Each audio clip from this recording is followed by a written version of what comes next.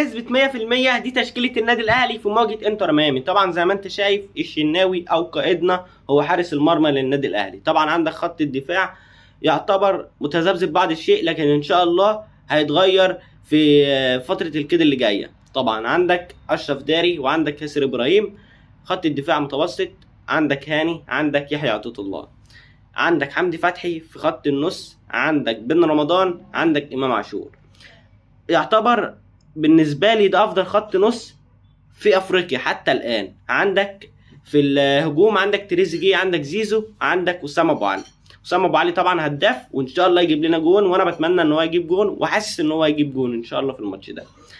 طبعا اللي هيمسك ميسي عندك خط الدفاع اللي هو ياسر وداري، ودول اللي هو هاني ويحيى عطية الله. ان شاء الله دول اللي هيطلعوا بالكور قدام وهيرجعوا يدافعوا طبعا عشان يمسكوا ميسي. عندك في خط النص عندك حمدي فتحي اللي ان شاء الله هيقدر يرجع لورا ويعتبره ان هو مدافع خامس للنادي الاهلي.